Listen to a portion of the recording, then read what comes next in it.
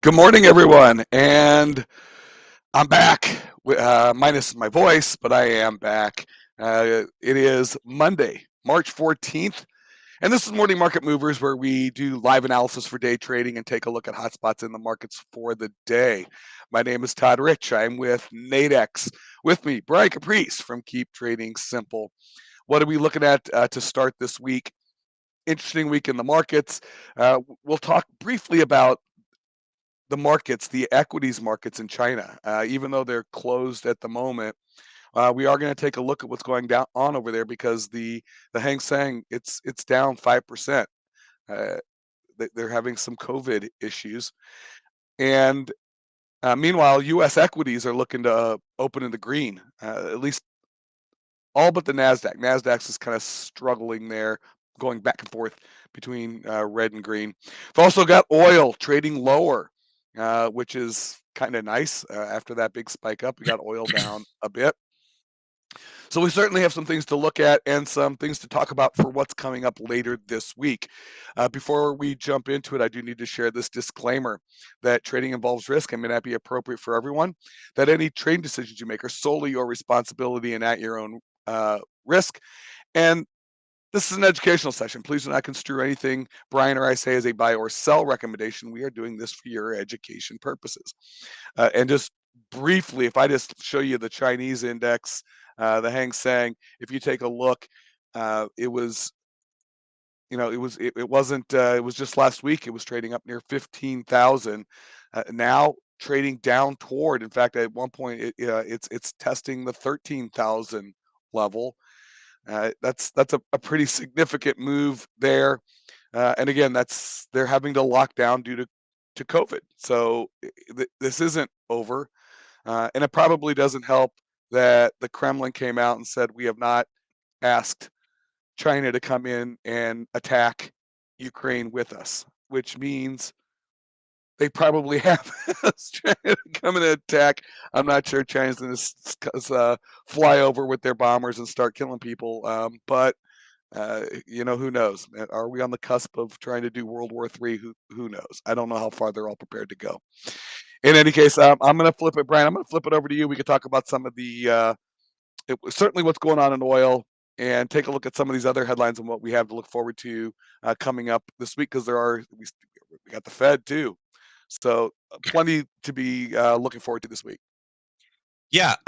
So again, typical Monday morning, we're waiting to see what the U.S. trader is going to step in and do today. The only big mover right now is really the yen is getting really massive amounts of weakness, and again, it's because it's in that geographic location.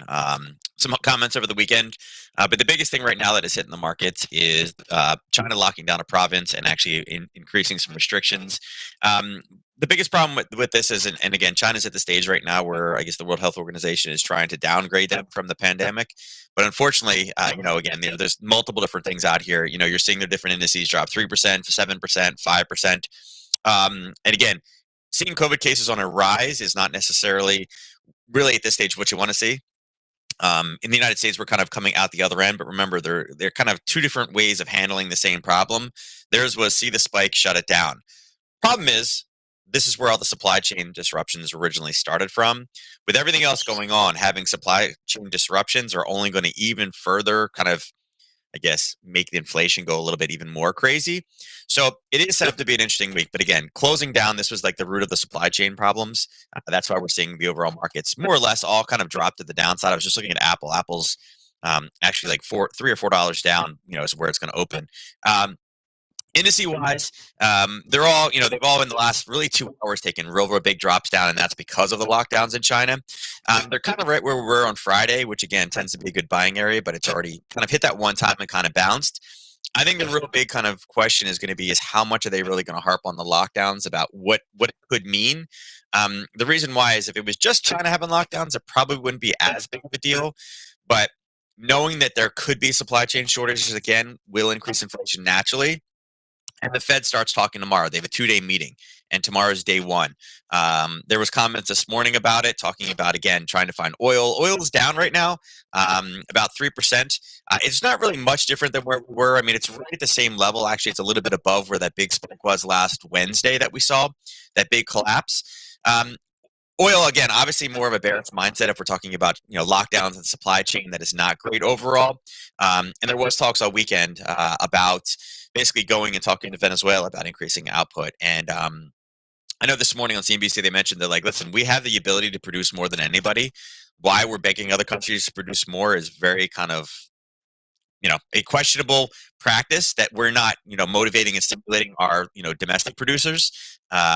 So yeah, this was actually a member of, I forget what the guy's name is. I had it and now I've lost it, but it was some interesting comments. And basically, he has, experience with the Fed. And he said it will definitely play into, this week, particularly Wednesday. And they were actually talking about a 50 or 100 point raise is what they were trying to. The guy's like, yeah, absolutely, something has to be done. We'll see, how far they're willing to go right now. But again, a lot of moving pieces there. So say, oil is definitely down a little bit today. Would I be willing to say, hey, listen, we definitely need to go short? Not really. I'm actually more in the bullish camp right now in oil. I still think there's going to be, some more supply chain disruptions, and they've already said, the oil agencies have said it doesn't matter if everybody in the rest of the world picks it up, we still can't make up for what Russia has. And again, the longer that conflict goes, I think the more and more Russia starts to get a little bit weird with their supply there. And we'll see where it goes. But natural gas is also down a little bit today. Again, took a kind of a hit from where it was last week, and now it's starting to rally back up again. Natural gas is kind of in the same scenario. They're both, when we say energy, we're kind of in the same kind of window there. And then the other commodity, which is kind of, under kind of a little bit of heat right now, is gold and even silver to that extent. We talked last week about getting them, wherever you see a pop in these things, get short. There was one on Friday afternoon. We had that little basing area here. We got a nice little rally, and then it's just continuing to collapse back down again. We had this area marked down in 1960, and we talked about it not being really great because it pushed all the way down here. It pushed down again and it pushed again. So it's not really an area we're looking to hold. And we actually talked about targets down to 1938. That could come in later today. But, as people start saying, hey, wait a second, the Fed is talking about rising this week and there could be inflation. This one will probably come into more play. But I'm still, right now, I would say if I have to put kind of like titles on things, I would say oil bull, I would say gold bear. Just because remember, crushing inflation is kind of an anti-gold device. And that's what we're kind of seeing this week. So, yeah. And the way that works, as interest rates go up, the money that you've got in gold, it's not a performing asset, right? Gold, it actually costs you money to store it. And so any money that you put in gold, if you can start getting a return through interest on anything else, it's going to make everything else look much shinier than gold. So as interest rates start going higher, the idea of holding gold as a store of value goes lower because it actually costs you money to keep it. So, and you're giving up opportunity costs. So it'll be interesting to see what happens with gold once we start raising interest rates. Yeah. And it's hard to say today whether it's a risk on, risk off day because all the commodities are down. The indices are up just a little bit right now. It's kind of where are the contagions. The VIX itself is a little tiny bit positive, but not much higher than where we closed on Friday. And again, there wasn't, no nuclear bombs were dropped this weekend. So that obviously could, deteriorate very, very fast and help stimulate all the indices higher. And then even kind of some of the risk assets, Bitcoin is, Bitcoin is technically in the green right now, but it's kind of where we were basing last week. We had that quick drop over the weekend, and then it really just popped right back up again. So they're kind of in an interesting spot as well as bonds. Bonds are opening a little bit lower. So the way that it looks like it is more risk on today. And again, we'll kind of, typically risk on, you're seeing commodities do a little bit more, but again, all the commodities are kind of they're having a typical Monday morning. And then currencies for the most part are basically flat minus, anything with the yen. Dollar yen up, pound yen up, euro yen up. Aussie yen down a little bit, but I think that's more of a gold story. And the hard part about the Aussie yen was the fact that we'd had major sell, like higher level selling occurring up here in the 85-80 range. And that's what we ran into. So it's hard for it to rally higher when there's larger time frame, sellers up top. So that's the only yen trade that is not performing. And I would say if the yen does start to flip, this would be the first one I'd want to jump into is the Aussie yen because it's already, it's started to build kind of a base of the downside. So, but right now, you're seeing again super yen weakness, commodity weakness, and then again indices overall. I guess NQ is the one that has really kind of fallen the most. And again, had a nice little Harry Potter from that little short area that we had last week over the weekend. Again, we do have a little bit more room to run to the downside. So it'll be interesting. I think the first half hour is really going to be telling of what we're going to look like today. And I think the biggest contagion is going to be again the Chinese story. What will it look like? How long is it going to be? And if we get any more additional data from it, so. Yeah, I mean, what do we know anything if they're having to do lockdowns? I don't know. Is this a new variant? They haven't said. China doesn't give us that information. It's undisclosed. Hey, There are new variants out there, but none of them. They're all Omicron variations so far, is what we've heard. Um, but it's not so much that it's the new. They're not scared of the new variant. It's just that ours was kind of just masks, right? China's is we're going to lock down everything, and when they mean lockdown, it's like an actual lockdown. It's like, hey, you can't cross this street, like don't go anywhere. And their civilians again, they never had the same rates and deaths that we had because of their policies. But it also means that it may extend beyond where we've gotten more of a natural immunity to it because of Omicron.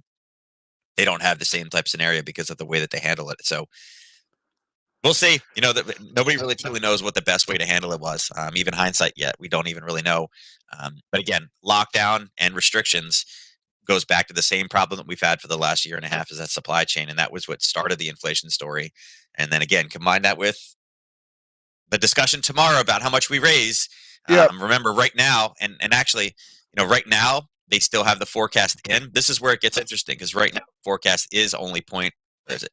Well, Is uh, only 0.25. it's funny. So It depends on where you look. I mean, some people are saying the forecast is a half. I mean, that decision is actually on the 16th, isn't it? Is that Wednesday? it's Wednesday. Yeah, the meeting starts tomorrow. It's a The 2-day meeting meeting. starts tomorrow. The meeting starts tomorrow. The decision comes out Wednesday. Now we do get PPI tomorrow. Hmm. So we do get another number before that, but yeah, this is going to be an interesting week. Yeah. So yeah, I guess we get to kind of see how everyone starts digesting what's going on in Russia, Ukraine, what's going on in China with COVID, and Hmm. then how's the U.S. going to handle inflation?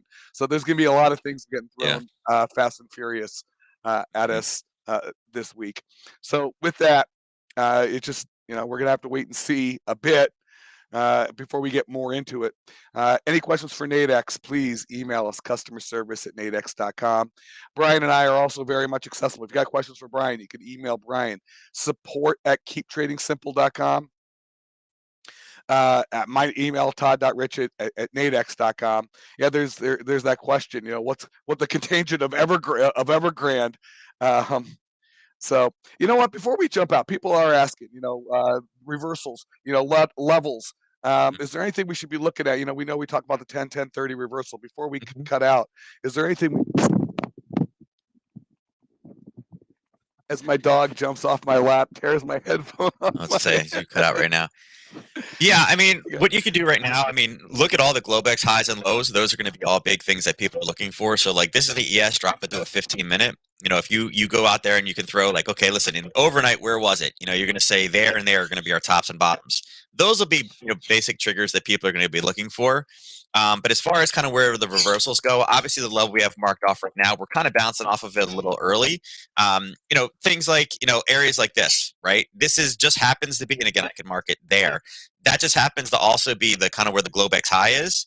So if price is able to rally because, hey, listen, we haven't dropped nuclear weapons. I don't, there's mustard gas. There's no mustard gas in the streets. That's the potential area for a 1030 reversal. It acts as a trap as price comes up. People will say, hey, listen, we're breaking through the Globex high. Now we're going long.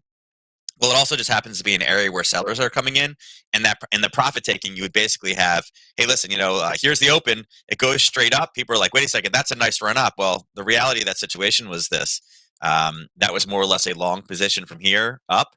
Again, bouncing off the gap from Friday and one confirmation test here.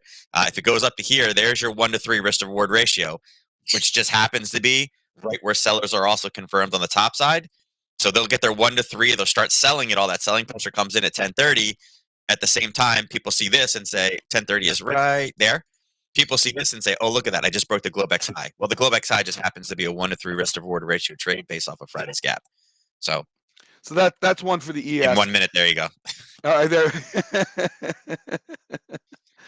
It's a contagion of Evergrande. No, actually, when we were saying contagion, because there's the Evergrande situation. No, when we're talking about contagion, we're talking about contagion of COVID.